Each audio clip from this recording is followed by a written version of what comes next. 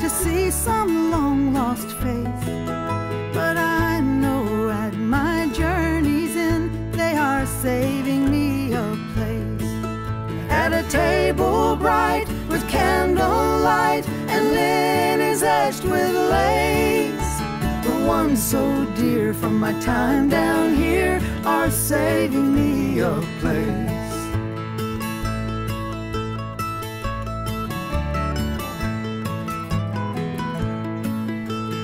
One by one I'll fall into the arms of all assembled, and when these parting days are through, my joy-filled heart will tremble.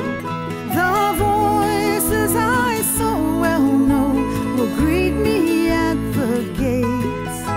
In that house of glad hellos, they are saving me a place. It will be once more as it was before in my childhood days, and the ones so dear from my time down here are saving me a place.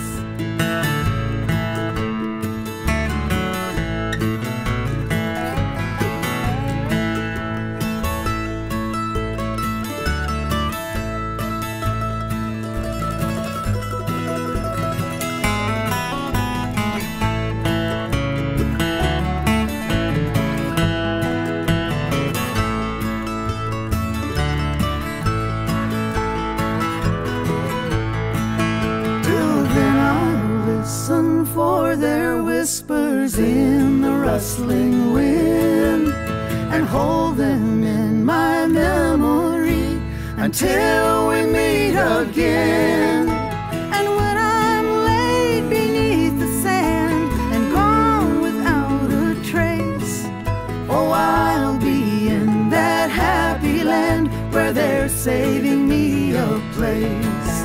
We'll play old songs and sing along in carefree serenade, and the ones so dear from my time down here are saving me a place.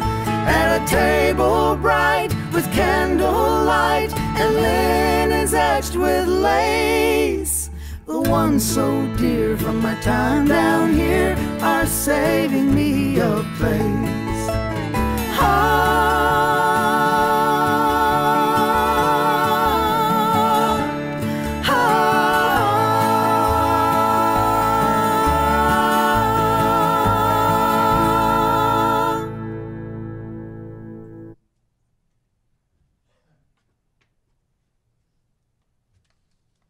Welcome, everybody. Thank you for joining us today to celebrate the life of a very special lady, my Aunt Susan Hill. My name is Lynn Bartolotta, and I have the honor of leading us through today's service. We're happy to see you all here. The song you just heard coming in is called Saving Me a Place by Robin and Linda Williams, and it was one of Susan's favorite singing groups, so we wanted to include that today in her service. So we're going to start out today with a poem from Susan's sister, Cheryl.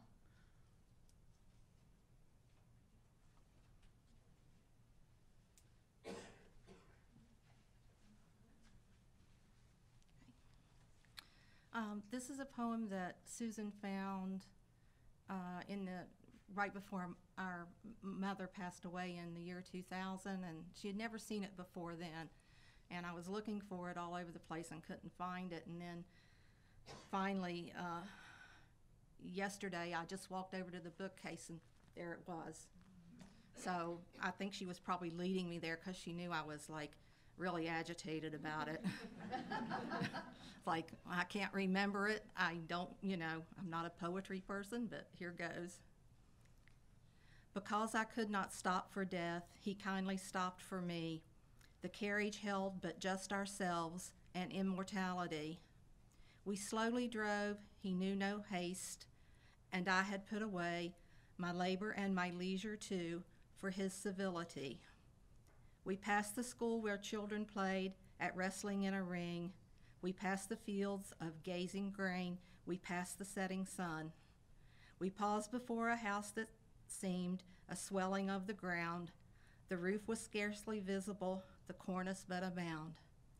Since then, 'tis centuries, but each feels shorter than the day I first surmised the horses' heads were toward eternity.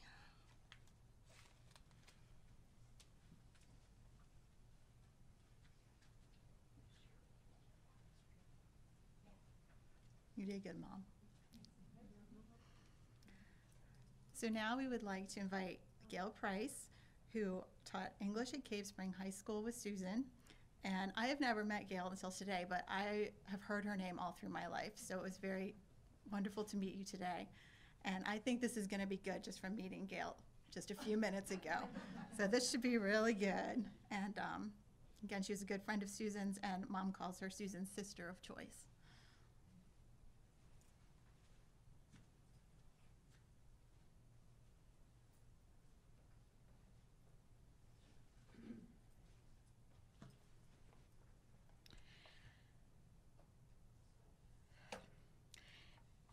It's an honor to speak on behalf of my dear friend Susan, despite the difficulty of doing her justice, for who she was and all she meant to so many of us. In my mind is her voice saying to me, "Get on with it, Gail." Remember what Cam, who was a colleague of Susan and a friend of both of us, and who passed 8 years ago, she says, remember what Cam told her friends to do when they asked how long their essays had to be. The same goes now for your speech here. Make your speech like the length of a proper lady's skirt, long enough to cover the subject, but short enough for it to be interesting. Susan reminded me to begin that speech that way years ago. That I'm going to attempt to do for Susan. Susan was my friend and colleague for over 35 years. We shared ideas and materials as we taught mainly English 10 and 11, 11th grade covering American Lit, which we both loved so much. She was a bright, creative, insightful teacher who often gravitated to inspire and draw out quiet, unassuming kids who drew no attention to themselves. You can figure out why, probably. She inspired many students in a way I know she was inspired by a former, I believe, English teacher who told her she was smart and should consider going to college. Susan did so, working her way through at some point as an aide in a hospital. Am I ever glad she did that? As had she not, we would never have enjoyed a long friendship and camaraderie as colleagues. Susan actually taught our only child, Michael, in 10th grade, which both of us taught. One day after school, he asked me, he says, "Mom," that's the tone of voice, "Mom, do you know which character in Lord of the Flies wore a snake clasp belt buckle?" I said, "No, I don't." I said, "You know, I've read Lord of the Flies at least 10 times, and I've got no idea. You know, I'd read that at least 10 times in my career." I asked Susan the next day why she would ask such a trivial thing. She informed me, and believe me, she had no problem informing me. She informed me it was only a pop quiz, and she wanted to inspire reading for detail. I said, well, that was a good thing, but Michael had had a fit over it. Truth be told, he was and is, like his mom, prone to whining. She laughed and said, "Yep, I know all about it. He asked me about it in class today and who the character was, and I said, Ralph, check it out, page 15. She added, I thought he was going to pass out. Actually, and I hope I don't offend with the implication, her words were not pass out, but something quite a bit more specific and graphic. Michael, like so many others, liked Susan and learned so much from her about life and living people and literature and grammar and composition. And over the years, he always asked me, "Mom, how is snake clasp lady doing?" As my colleague and friend, Susan made me laugh all the time. She exhibited such a wry, often subtle sense of humor that often had an ironic twist to it. Such is often the case with those who have a sharp, quick mind and a realistic grasp of human nature and this crazy and getting crazier world we live in. Several examples come to what's left of this poor old mind of mine. I can't recall what incidences prompted her to give me notes and cards and quotes, but here are two examples. One day I found in my mailbox at school this quotation: "Some days you are the windshield, and some days you are the bug." I just Googled this the other day, and actually it comes from a song recorded by Mary Chapin Carpenter, and of all groups, I think they're a rock group, Dire Straits. I posted that note at the very edge of my bulletin board, and I never took it down until the day I walked out of that building in retirement. On another scrap of paper, she folded like a card, and on it she drew some semblance of a picture of the literary character Huck Finn. The front read, "I will love you forevermore." You open it up and it says, "But when trouble comes, I'm out the door." One of the sayings from her I will never forget came one day when we were discussing something ridiculous, unbelievable, I don't know about what. And she just blurted out, "Oh, people are crazier than anybody." I looked at her and I said, "Susan, that's one of the dumbest things you've ever said. Who else is crazy but people?" Well, since that day, so help me God, I've quoted her so many times in incredulous situations, and I've even quoted it to her so many times this summer. But I'd always preface it with, "As a great sage once said." Referring to that card of being out the door, I must say that while it was a funny card, it's filled with irony, and there has been no friend who has ever been more steadfast in support, loyalty, and love than Susan, always shown with modesty and quiet ways.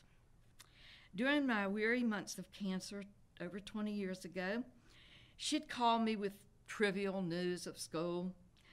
She would send me hilarious cards. I don't know where she got them all. And what I appreciated most was that she didn't change the way she treated me, because that was a time when I felt like quite a weakling. But she never changed the way she treated me. In one instance, a group of friends at school voluntarily sent me a gift of money, which I'm sure Susan initiated.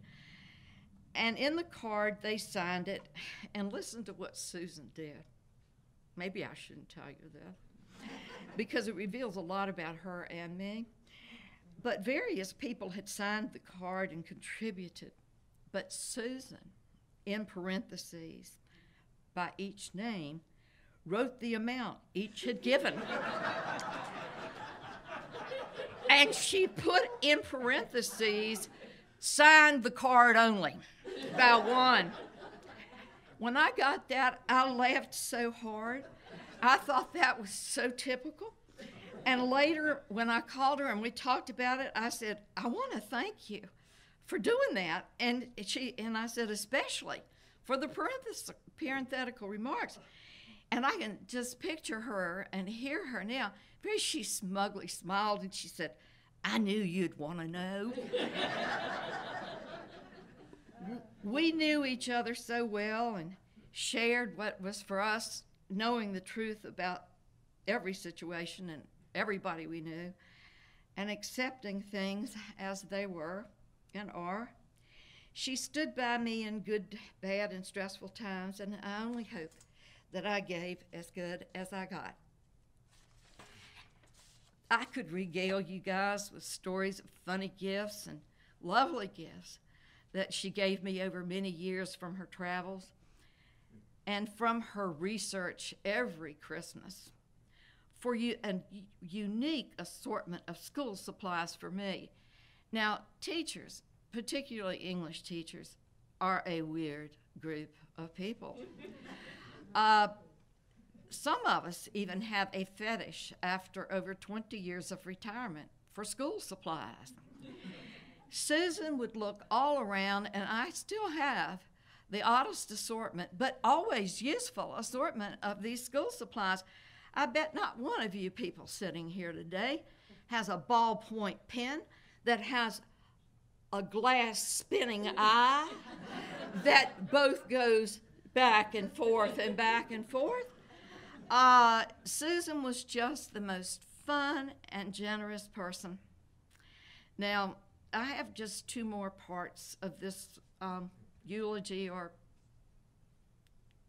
bit of whatever. I can hear Susan thinking, oh, come on, Gail, just get with it. But anyway, I think when I think of Susan as distinct among my friends, I have to say she was the easiest. Now, a lot of you people probably, well, you're young, and some of you are older, but the word easy, it was not always a word that was a proper thing to say about a proper lady. So to call her easy, you know, in front of some people might make them wonder just what she was like. And I often wonder that when I go to the grocery store and they say plastic or paper or whatever, and I go, oh, I'm easy, and I'm thinking, what do they think about me? But anyway, I always told Susan, honey, you're my easy friend. I'd call Susan and I'd say, hey, you want to go see this movie? She'd go, nope. I'd say, okay then. I'd call her the other time and I'd say, and this was one recently, I said, would you like to go with me so-and-so, or would you like me to come over and sit on the porch with you and talk? And she says, well, not really, but she says, I will if it means something to you. And more often, though, in better days, Susan would say, oh, why not? That sounds like a great thing to do. Susan was just a person who had no guile, no hypocrisy, no pretense. She was the real deal and a genuine gem. I think of Emily Dickinson, that Cheryl has already read to you today once, as being, this little poem is so Susan. And I will share it with you now. I love it, and I know she did as well. It reads, I'm nobody. Who are you? Are you nobody too? Then there's a pair of us. Don't tell, they'd banish us, you know. How dreary to be somebody. How public, like a frog, to tell your name the livelong day to an admiring bog. And you know what a bog is, a bunch of rotting mess. In just these short lines, you can see Susan not really impressed with what so many sought. The approval of others, a sense of self-importance, and other things like that. She knew who she was, what was important. She had her priorities and values defined and intact, and lived her life by them. She cared about teaching and education. She loved her books and movies and words. She and I both loved commas, semicolons, dashes, and all of those kinds of things, and just agonized over the most trivial points of punctuation.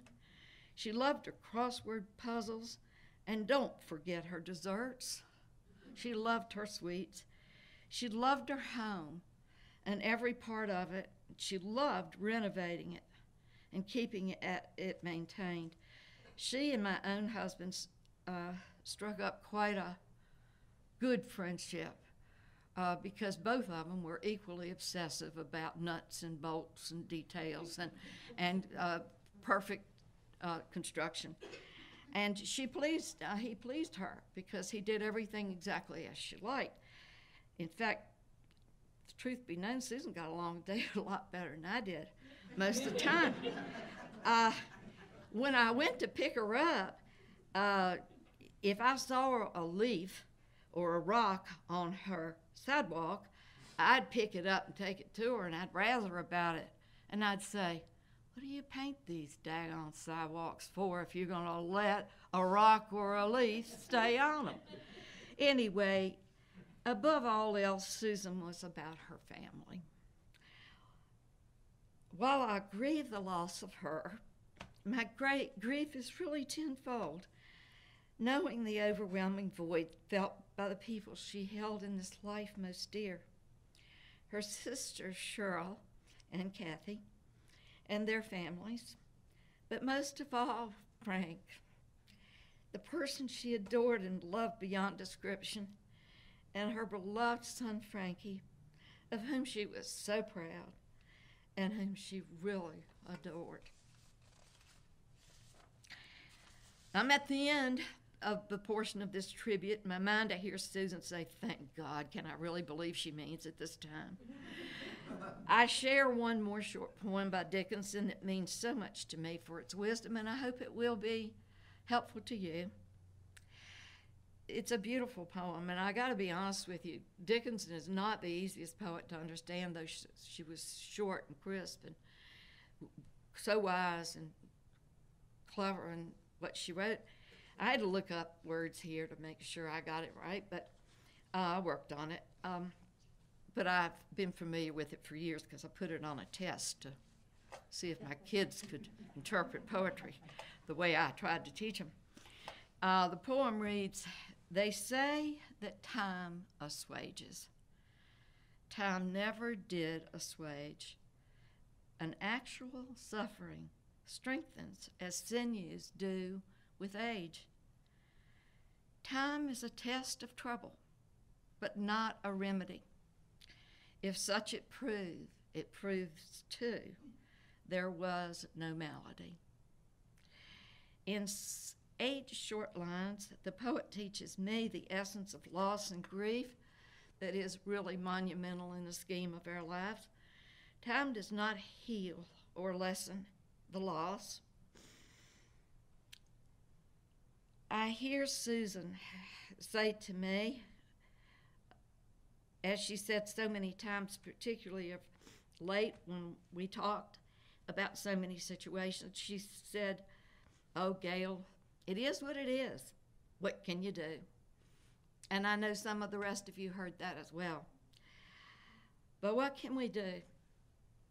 I can only offer these thoughts. We accept the fact we do not get over this loss ever. We will miss Susan all the time. We will keep her alive in our hearts, in our minds, in her conversations. We will wonder about and project what she'd say and do in regard to our private lives and world situations. We'll laugh about it. We may cry about it.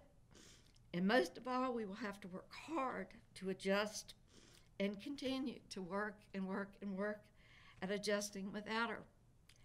However, as we attempt to adjust, and this is most important for all of us, let us always remember in our hearts and minds with gratitude.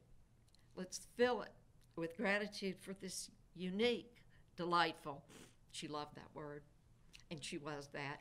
She'd tell you that too. Let's fill our hearts with gratitude for the unique, delightful, witty, kind, smart, generous, loyal, and most loving wife, mom, sister, aunt, and friend. I hear Susan saying, Gail, stop, enough already. To her, I end with an adaptation of one of the most beautiful lines Shakespeare ever wrote. Good night, beloved Susan, and flights of angels sing thee to thy rest. But you know, that's not the last thing I'm going to say. In my mind, I hear one other phrase. I hear her reply, as she often did in life. I love you all. Thank you.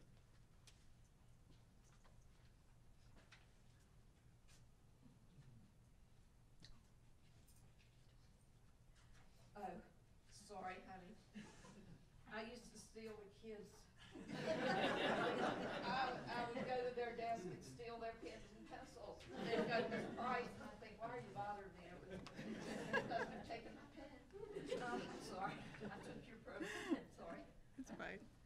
So I told you it was going to be good, right? So now I'm upset because my mom set the order of this program, right? And I thought, so she put Gail first and then I'm going to speak later. And I thought, well, maybe I should go first. And now I know that I should have gone first. I said, I'll just let Mom, she set up a little bit. No, I should have gone first. That was lovely. Thank you so much. Okay, so now we would like to take a little bit of time for everybody to speak about Susan, whoever would like to speak. We're going to start with my brother, Nick, who's going to read a little statement from her sister Kathy. And then Jane is going to come up and share with us some of the places that Susan traveled. And then after that, we will open it up to whoever would like to say something. And if you feel more comfortable staying where you are, we can bring the microphone to you. And if you prefer to come up, that's also fine. Just let us know. So, Nick, do you want to come up?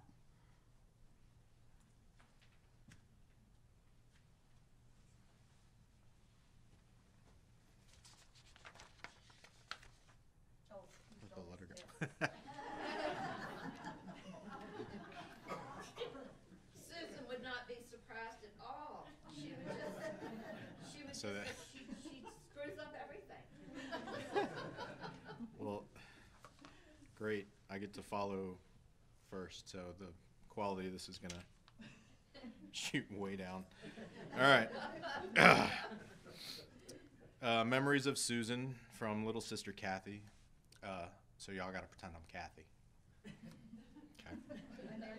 Yeah, that one. So just, anyway, tennis is great. Anyway. Feisty is the word I would use to describe my big sister. I thought of many memories to illustrate this trait and settled on this one to share. In the late 70s, she, Frank, and I attended a West Virginia Tech football game. Of course, we were seated in the nosebleed section of Lane Stadium. Two rather tall men had seats in front of us who, after kickoff, insisted upon standing, blocking our view of the field. Susan asked them very politely at first to sit down, and they refused. She could not just leave it alone. She asked them again in a less polite way more several times to sit down so we could see, and they still refused. Finally, one of the men looked at Frank and said, you need to get your wife under control.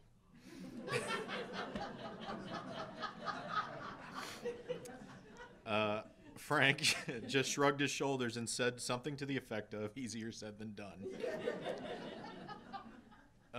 Even though she was small in stature, she packed a mighty punch with her words. As my big sis, she always tried to advise me and instill me an appreciation of the arts. I decided to become a teacher largely due to her influence. She was always quick to remind me, however, that as an English teacher, she worked much harder than I, who was a PE teacher. And I could not argue with that. She impacted my life in more ways than I can mention. She will always be in my heart, and I will never forget that feisty attitude of hers. So, thank you. For myself, I am the youngest of the cousins, Lynn, Frankie, than me. So I guess technically I've known her the least amount of everybody here. For my own personal experience coming down, I was trying to think of stories and memories I had. Usually I would spend at least a week over the summer at the Roanoke estate, which was really cool for me because from where I lived, just the whole vibe of Roanoke and the house and stuff is completely different. And for me, it was like being down in the South and hearing the accent, and it was just a really neat, cool experience. Plus, it was like you go to this cool old house, and then you're just surrounded by cool stuff and like books, and Frankie always had a fancy computer that was the thing, and I was the baby, and I just don't have any specific memories because it's less of a memory of a time. It's more I can hear her voice in my head the same way that everybody else hears her voice in the head. And it was like her attitude of just not suffering fools that, like, I, as a person growing up, just watching, I was like, man, I want that power. Like, I want that ability. And it was just really, it was a really cool thing. And so she would ask me, and my mom was like, you know, think of something. And I was like, I don't know. Like, I would go visit, and she would ask me about my day or, you know, what was going on in life. And I would bring up some inane little kid thing, and she would just say, well, Nikki, that's just stupid. And I'd be like, yeah, it is stupid. Like, so yeah, I mean, that's, I can hear her voice in my head. And I realized not too long ago, I was giving one of my nephews some advice, and I'm almost positive it came from her. And but I can't remember specifically when she told me, but it was he was doing something. I don't know why this is important or why it was like English or grammar or something or school, and it just came into my head, and I'm almost positive it's because she had put it in my head. And she's like, well, here's the thing, you're smart, and at some point you're going to want to win an argument, or you're going to want to tell somebody something, and you're going to want them to believe you. So don't be stupid. Like, your Y-O-U-R and your Y-O-U-R-E, like, that matters. And if they want to be taken seriously, then you have to do those things. So if if you're a smart guy, and she had that ability to, it wouldn't treat you like a kid. I don't know if it was a teacher thing, but it was like, it was treat you to the level that you were as a person, and without pretense, and I can just hear her voice in my head, like, when something stupid happens.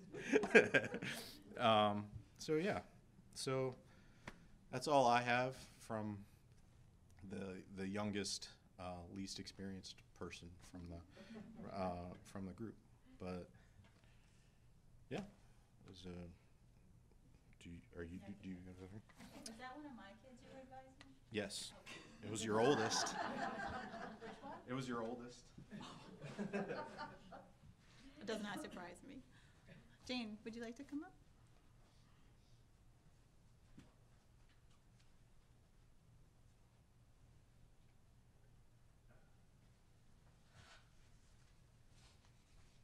Is this thing on?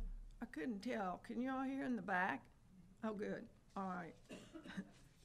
I first met Susan because we taught together at Cave Spring High School.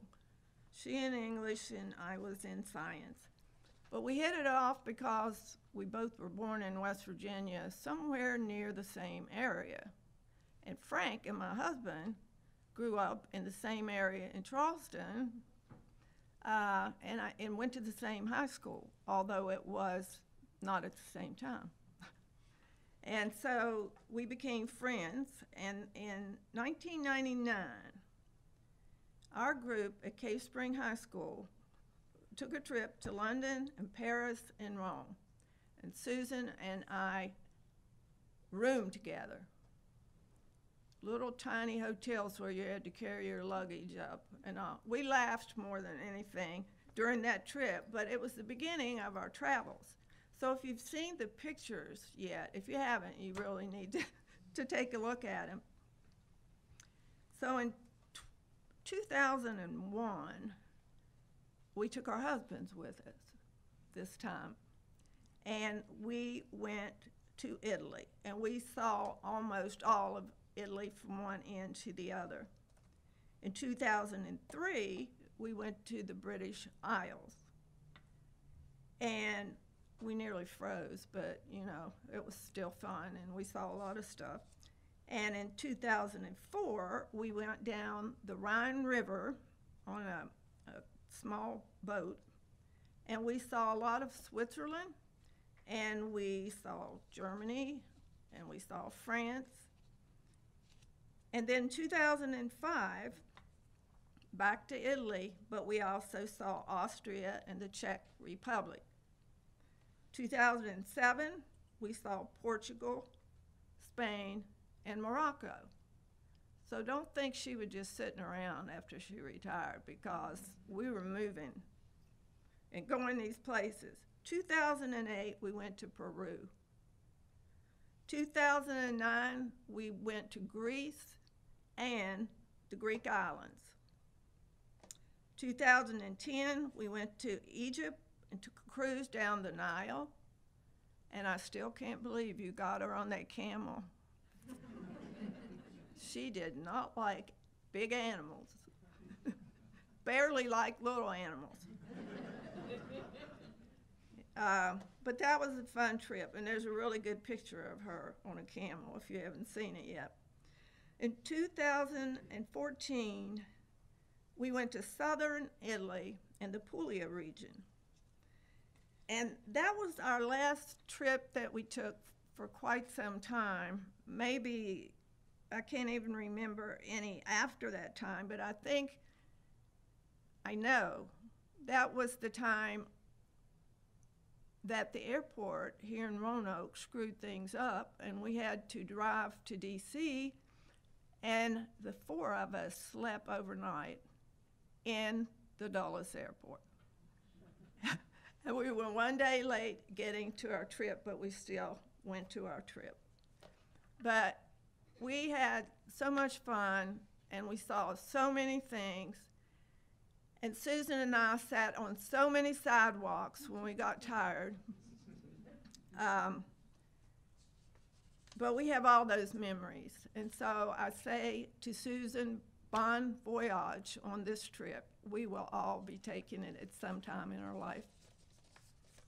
She was special.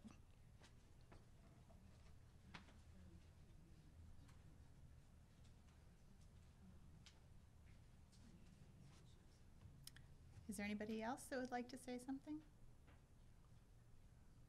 Okay. Do you want to come up, or do you want me to bring the mic to you? Oh, she's coming up, but if you want to. But you may want to bring the mics. I don't know if I'm tall enough to be seen. Okay, go ahead. I have a challenge with podiums. Oh, okay. Stand here. I'll stand here in the middle. Stand next to Susan. I'm Sarah Baumgardner, and for the past 25 years or so, my family, my husband Todd, and our children Grant and Emma have had the privilege of being the next door neighbors of Frank and Susan, and Frankie for part of that time. And Frankie was still in high school when we moved in. We always tell people that we live next to the beautiful home, and that it is a challenge to try to keep up with the Hills and their gorgeous yard. Actually, Frank now takes care of our yard. We tell people we have a 70-some-year-old yard boy who takes care of our front yard for us. But they're absolutely amazing neighbors. We have a yearly tradition where I make a tomato pie and send to the Hills. And every year it comes back with a peach cobbler in that dish. When our son got married, Susan brought a peach cobbler so Grant could have peach cobbler at his rehearsal dinner. Her peach cobbler was amazing. One year, Susan said, "You need to learn how to make bread." And I said, "How have I lived here all these years and not known that you made bread?" And so she said, "Well, you need to learn how to make bread. Frankie doesn't really like it, but you need to learn how to make it."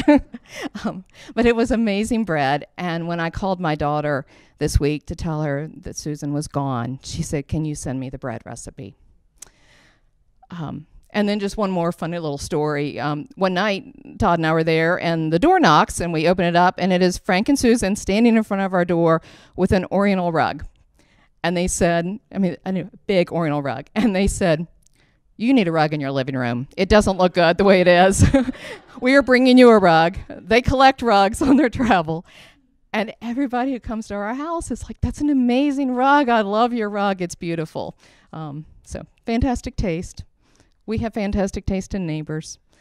Susan will be dearly missed, and we will always be there for you. Thank you. Anybody else?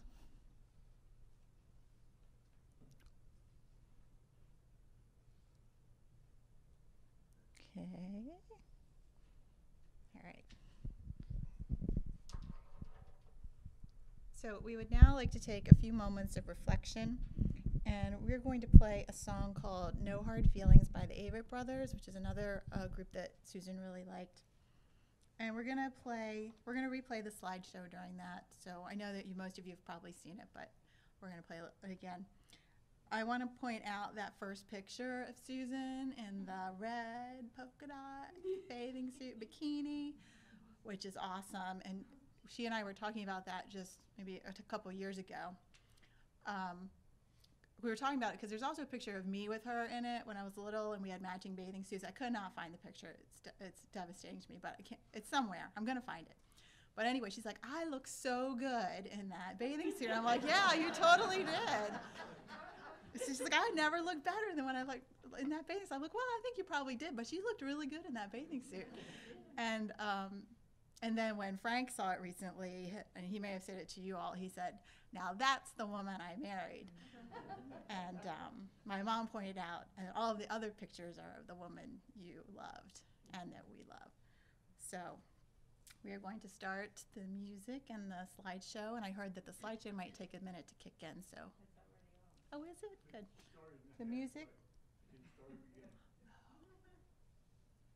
Is the music on?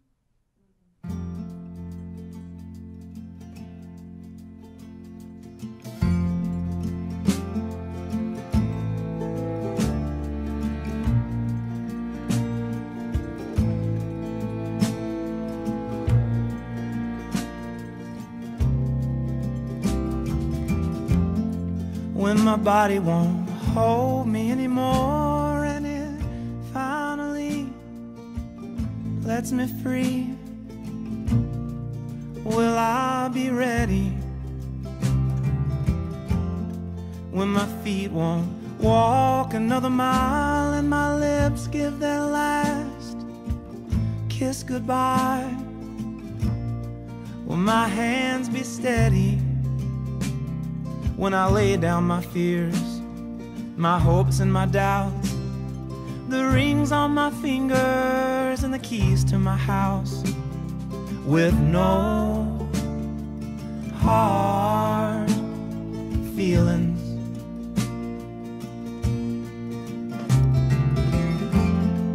When the sun hangs low in the west, and the light in my chest won't be kept, held at bay any longer.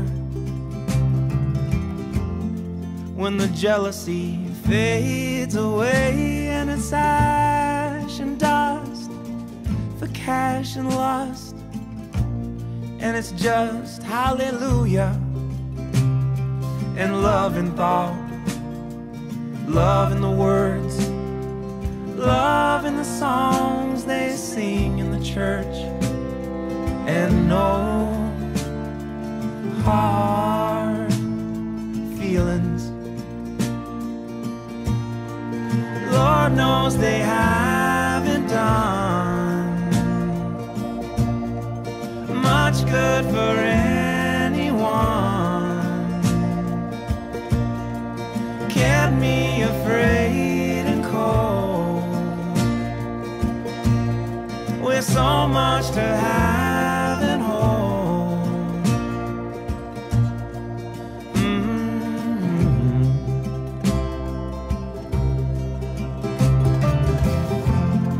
When my body won't hold me anymore, and it finally lets me free, where will I go?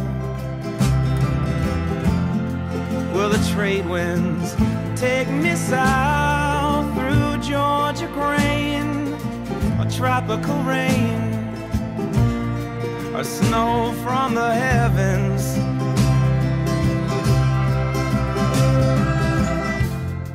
Will I join with the ocean blue, or run into a savior true, and shake hands laughing, and walk through the night straight to the light, holding the love I've known in my life, and no hard feelings. Lord knows they haven't done much good for anyone. Kept me afraid and cold, with so much to have and hold. Under the curving sky, I'm finally learning why it matters for me and you to say it and mean it too. For life and its loveliness and all of its ugliness, good as it's been to me, I have no enemies. I have no enemies. I have no enemies. Is that the picture? You should see the one with me in it too. I was about 3 at the time. So I'm honored to speak today about an amazing woman, my Aunt Susan. To talk a little bit about her life, well lived, and about what she means to me. I've been pondering what to say and the best way to say it, and I went through several drafts because, you know, writing like a speech for an English teacher, right? So, and then Gail made this all that much more obvious when she spoke. So like, do I have good opening? Do I have good closing? How are my transitions? You know, and it's like a lot of pressure, you know, presenting for an English teacher. The consummate English teacher. Yesterday, Frank told me the story about how they ran into Rondé Barber's mother at Kroger, because I guess most of you in Roanoke know Rondé Barber, who played football, right, professionally for Tampa Bay, cornerback, right? Okay. And so she asked, you know, how's Rondé doing? You know, how's he doing at school? And his mom went into, oh, well, he was red-shirted or something about college, and started talking about football. And Susan was like, no. How is he doing in English? And then I did ask Frank, I said, well, how was he doing in English? He said, I think he did pretty well. So obviously because he had a great English teacher in high school, right? So Frank said he didn't know how we were going to fill 45 minutes, but I wanted to let you know that we are exactly 45 minutes. All right, Susan was born, Mary Susan Kilgore, on Christmas Day in 1942 in Wharton, West Virginia, in a coal camp. She did not like the name Mary. She told me that specifically. She did not like that name. I think she was maybe named after her grandmother. But so she did eventually, I don't know if she ever changed it officially, but she went by Susan Kilgore Hill. She grew up in Rock Creek, a small town in West Virginia just outside of Charleston, with her 2 younger sisters, Cheryl and Kathy. And she lived nearby to her many aunts and uncles and cousins. She was particularly close to her grandmother, Granny. And I wanted to read to you from a memoir she wrote about Granny, because I thought it would be nice to hear something in her own words. And it's also an interesting story, I thought. Granny was in a car accident once, breaking her leg, so she came to live with us for a while so that my mother could look after her. I remember my mother's painstaking care of her. The thing that I remember most, however, is that I received a Sparkle Plenty doll from my grandmother for helping in her care. Of course, I did very little, except aggravate, I'm sure, but I had lain awake nights dreaming of that doll with its long blonde hair. I can still remember my surprise and sheer joy when she gave it to me. I had envied Evelyn Green's doll with a passion that only a 4-year-old could muster, and had talked of little else for days.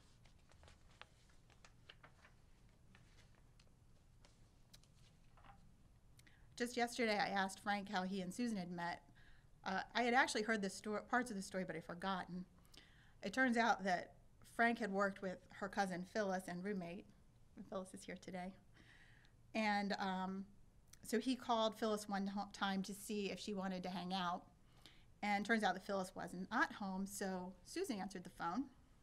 Susan was there, so he asked Susan if she wanted to go for a drink. She said she didn't drink, but she would go. And so the rest is history. Frank was working in Alabama at the time, so they did have a long-distance relationship, and I don't think I really knew that. But after dating for just 6 months, Susan left her teaching job over Christmas break and married Frank and moved to Alabama, which is amazing to me that she did that, because I'm thinking, if I had done that, if I was going to do that, Susan would have been like calling me immediately and being like, what the heck are you doing? What are you thinking? This is, this is crazy, right? So, and she did admit, she's like, I don't know what I was thinking when I did that, but she lucked out with Frank, and she knows it. And she told me over the years many times, because we would always have these conversations, and she's like, I don't know how I got so lucky with Frank. I don't know how he puts up with me. But so she knew. And then just today, Frank said to me, everybody, all my friends, they knew why I married Susan, but they couldn't figure out why she married me.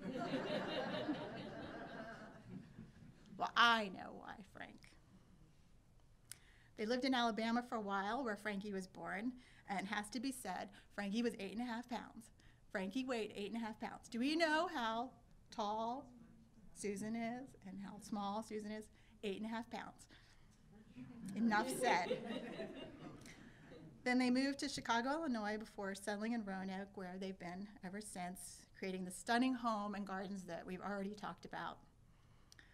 And then also traveling after retirement. And I'm so grateful for Jane to come up and share that, because I really had no insight into that time other than she was traveling, so thank you for that. And also she was a teacher at Cave Springs, so thank you to Gail for sharing that time with us. So last night, as I was getting ready for this, I was asking the family, I'm like, hey, are there any stories that I should tell or anything you want me to share? And they were sort of, sad a little bit. And then all of a sudden, and then I remembered something that my mom told me. And then everyone kicked in, and then this theme emerged. And it all came up of, well, Susan was furious when. And so I'm going to share you some Susan was furious when stories. And I don't think anyone's surprised if I would describe Susan as bossy, but then I thought bossy might not be a proper word, so I got out the thesaurus last night, and I got imperious. Susan was imperious, and I think that is an excellent adjective for her. So my favorite story from my mom, and she told me this a long time ago and retold it several times, but from when they were growing up and when Mom was doing the dishes. And Frankie and I really can't figure this out, but for some reason Susan seemed to be the rule maker in the house, which we were sort of like, well, where was Grammy? Wasn't she like in charge? And it does not seem that she was. It seems that Susan was in fact in charge. And in this one particular instance, she had dictated that my mom was to do the dishes. I don't know if this is a regular thing. And then there was something about the silverware, that she would bring the silverware in at the last minute and put it in. It made Mom so mad and what. So anyway, with this one particular night, I don't know if I'm getting this right, but I think I'll get the gist of it. Susan had locked the back door so that Mom would be there to do the dishes. And so Mom had enough of this. And so if you know my mom, she's very laid back. She's not really a rebel in any way. And so that's what makes this so much funnier for me. So Mom was like, I'm having none of this. So she slips out the back door and then is able to lock the door, the latch back, because there's a little slit in the screen door. So she latched it back, and then she hid in the flower bushes. And then eventually Susan realized she wasn't washing the dishes. So Mom says she went screaming out she said, Cheryl, you better get back here. And then she went screaming out the front door over to her aunt's house, Nell's house, was it Nell's house, to look for her and to bring her back to do those dishes. And so then while she was gone, Mom slipped out and went back in the kitchen and locked the door back and was just doing the dishes when Susan came back in. And Mom says, she's like, I got her. And she hated it when I got her. And then she goes, she was furious. And she said, I never did that again. And she didn't elaborate on the furious part. She just said she was furious, like enough said. That's my favorite story. Another story, this is the first I'd heard, Kathy said that when she was about 10 years old, she went ramp hunting with friends, and ramps are wild onions, for those of us who don't know, and I didn't know. I had to look it up. And Susan had her suitcase out. She was packing to return to school. And so Kathy said for some reason she put those ramps in Susan's suitcase. She can't remember why. I'm thinking that there had to be a reason, right? But she can't remember why, and she feels bad now. And I believe that you got in trouble, right? Yes. And but when Susan found out, she was furious. And Kathy never did that again. One other from Mom and Kathy, Susan's friend would come to pick her up, and she would be out in the car waiting while Susan was still getting ready. So she would send Kathy and my mom out to talk to her. And so one time they just hopped in the car with Betty, I think her name is Betty, and left Susan behind. And when Susan found out, she was furious. And then the last story is from Frank and Frankie, and really the funniest part was watching them tell this story together. So I guess they were on a road trip somewhere, and they stopped by 7-Eleven, and Susan went inside. See? And for some reason, Frank decided to move the car and hide behind the dumpster. So that when Susan came out, the car was missing. And so both Frank and Frankie last night, they're both sitting there going, as they're telling the story, you know, it was a really bad idea. And Frankie's like, you know, it was a bad idea at the time, but it seems even worse now.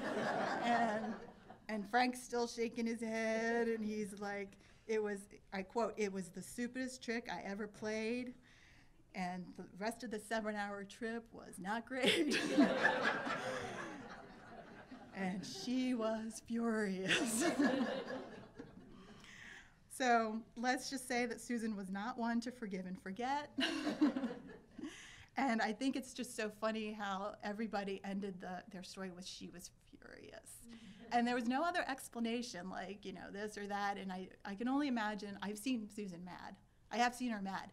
I don't think I've seen her furious, and I don't think that I have ever been the cause of her fury, which I'm feeling pretty good about now, because none of them had words to further describe her fury.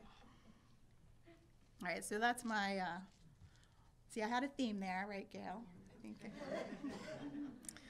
But, so she might have been imperious and furious, but she was also exceedingly generous, which we've heard from others as well.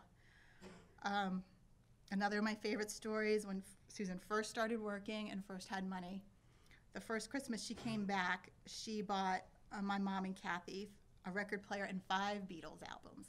And we tried to remember those albums, and I should have done a fact check, but I did not. So I'm going to say it was Hard Day's Night, Rubber Soul, Revolver with the Beatles, and Beatles 65. I don't know if there are any Beatles fans in here that can correct me.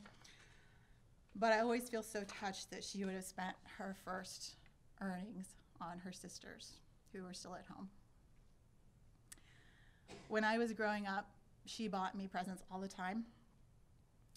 And if we look through the pictures, any picture of me in a frilly dress or a fancy outfit was from Susan. Mom would say, yeah, Susan bought you that dress. Susan bought you that dress. Susan bought you that dress.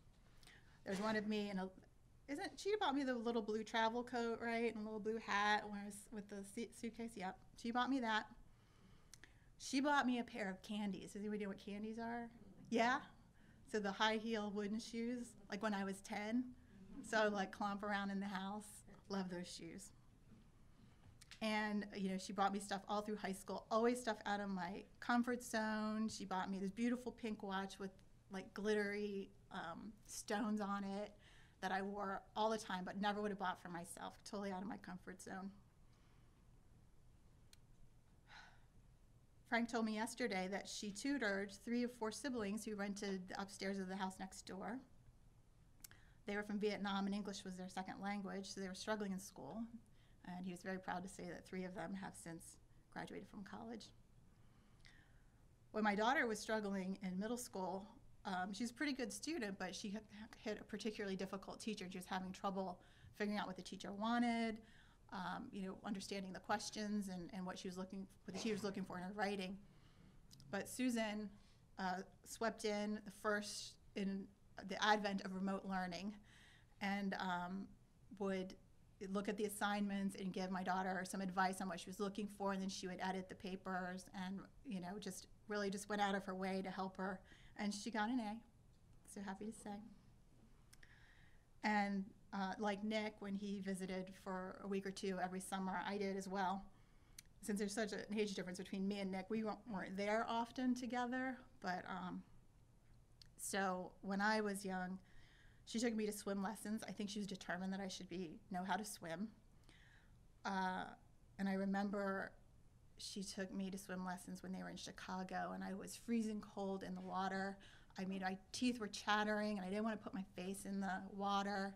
But she drove me to those every day. And then in Roanoke at the Elks Club, I remember being on the side of the pool, being afraid to dive in, but she was adamant that I learn to dive, and so I did.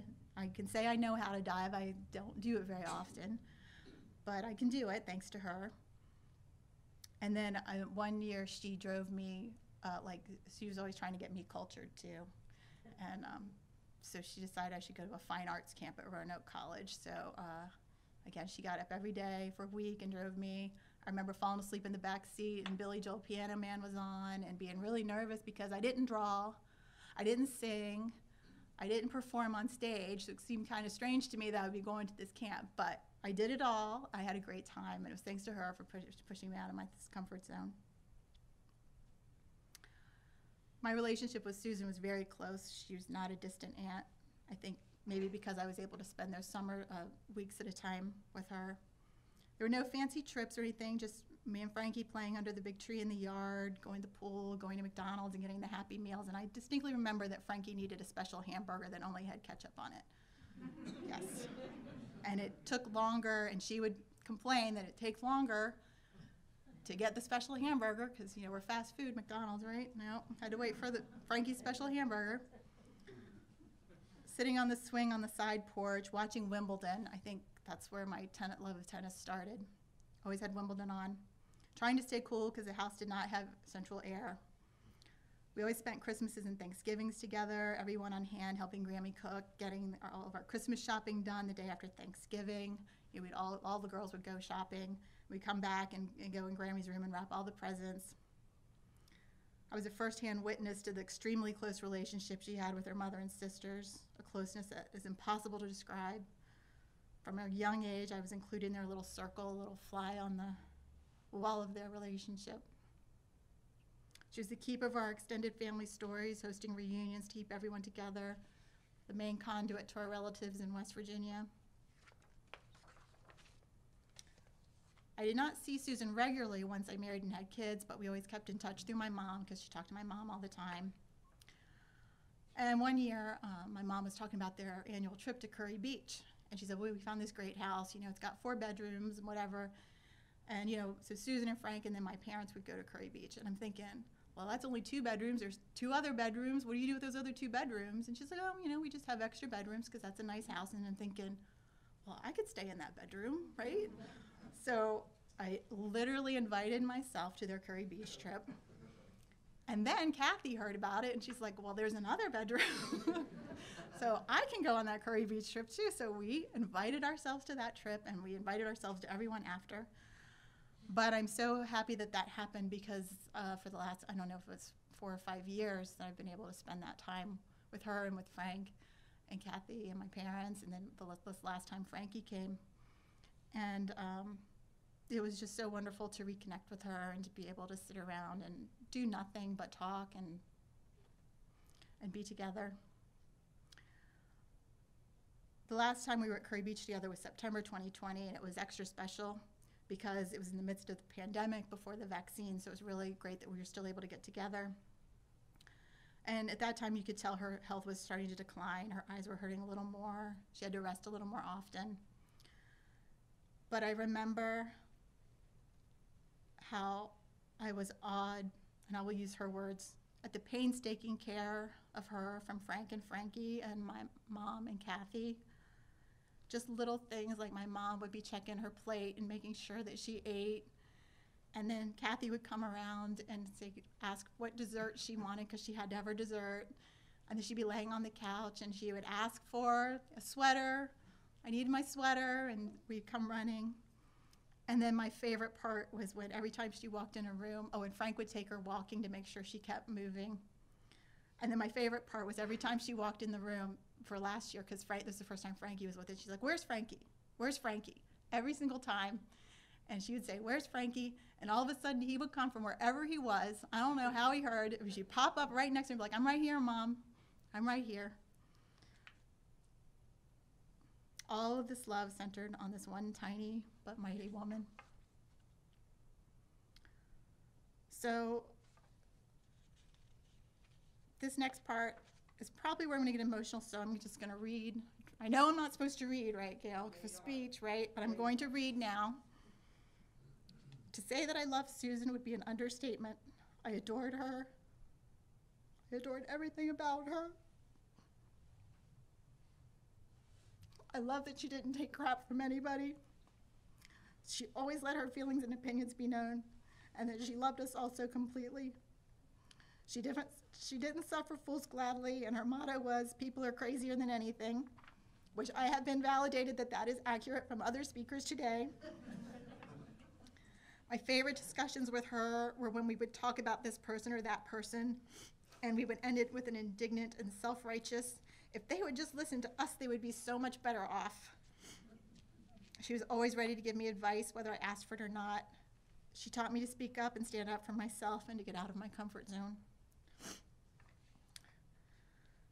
I know that we all have different beliefs on life after death. Personally, I believe that death is just a transition from the physical to spiritual, just a different realm. I believe she's still lingering around now to make sure we're all okay, and is there to help us out.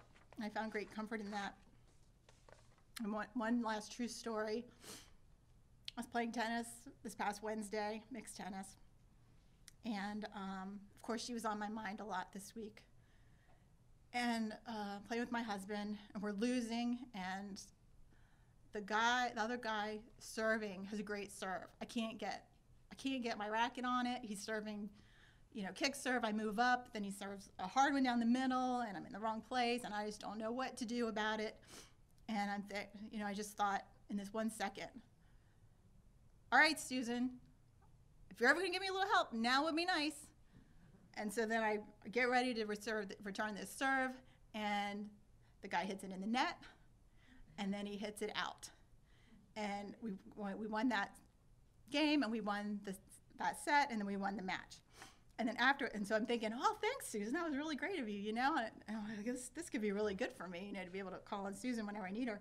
And then it struck me how funny it was that really in the back of my mind, when I said, "Okay, Susan, help me out," I was thinking, all right, let me line up perfectly on my backhand so I can do like a winner cross court and he doesn't touch it, and right. No, she's probably like, yeah, why would you go to all that? I'm just gonna have him double fault and you're all done. You don't need all that glory, just double fault. And frankly, if she wants to help me out with double faults for the rest of my life, that's fine. I figure she was always looking out for me in life, and I appreciate that. I think you're looking out for me in death and for all of us as well. I do not have a great closing other than to say I mourn her dearly. I mourn her loss, but not her death. I will miss her every single day.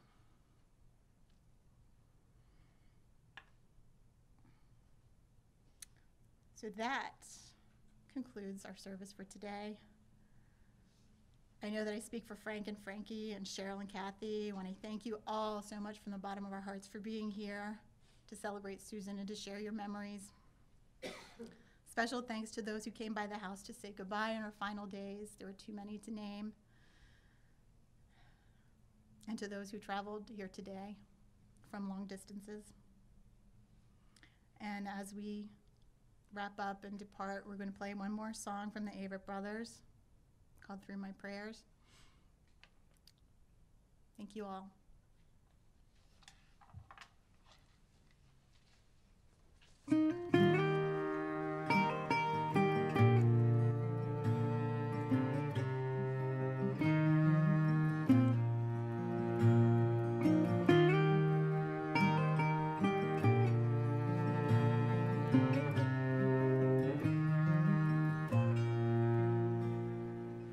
Hard to believe I won't see you again. We were just fighting when winter began. The coldness of our words competing with the wind from the north. Still they make me shiver, but in a very different way. The pages of the calendar kept turning away. I have some better words now, but it's too late to say them to you.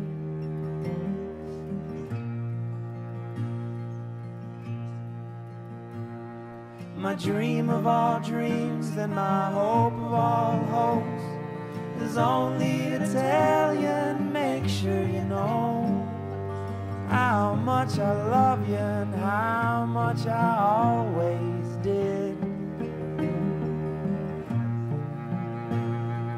Yes, I know you love me, I could see it in your eyes. And it was in your struggle, and it was in your mind, and it was in the smile you gave me when I was a kid. Feels like no one understands, and now my only chance to talk to you is through my prayers. I only wanted to tell you I care.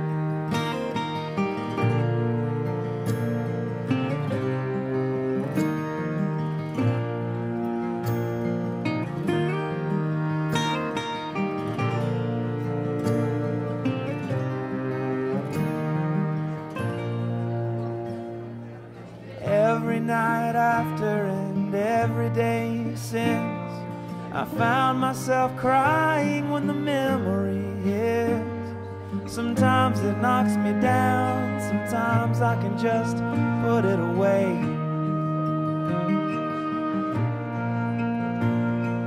Down in my mind where I don't care to go, the pain of a lesson is letting me know. If you have love in your heart, let it show while you can. Yes, now I understand, but now my only chance to talk to you is through my prayers. I only wanted to tell you I care. I only wanted to tell you I care.